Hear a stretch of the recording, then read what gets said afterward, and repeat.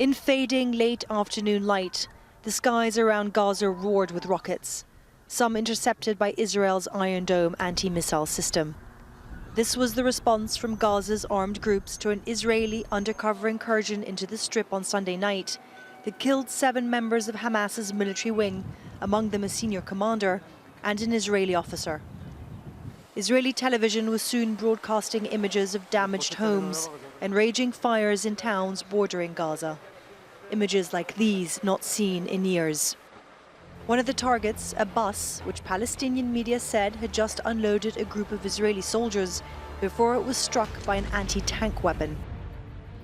And almost as soon as the rocket fire began, Israel started striking targets across the Strip. Among them, the headquarters of Hamas's al-aqsa television, minutes after a warning call came in telling staff to evacuate. Israel striking targets in the heart of populated areas. For weeks, both sides have been saying they want to avoid all-out war, having approached and stepped back from the brink several times this year. The Palestinians are not in any way ready to trade their dignity, their freedom for money and fuel for their power station.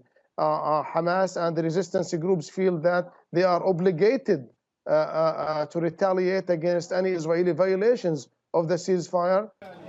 The spark for this latest outbreak came with Sunday night's Israeli incursion. The Israeli military said it was an operation to safeguard Israel's security and not an assassination attempt, something Hamas publicly accepted, suggesting at one point that an early de-escalation might have been possible, notwithstanding the calls for retaliation that came at its fighters' funerals. It all follows palpable progress in talks involving Israel and Hamas, led by Egypt and also the United Nations.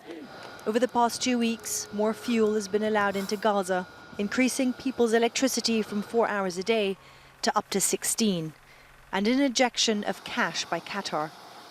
But a day after the Israeli Prime Minister was in Paris defending his policy of engagement with Hamas, he was back home discussing military plans. Both Israel and Hamas are facing public pressure for strong military action, even though both sides have maintained that they do not want a full escalation. We're around 2 kilometers away from the Gaza border, and we've witnessed airstrikes and rocket fire throughout the night. It is the most serious escalation between the two sides since the 2014 war. And Israel's Security Cabinet will be meeting on Tuesday afternoon to decide what their next steps will be. Steffanie, Dekker, Al Jazeera on the Israel-Gaza border.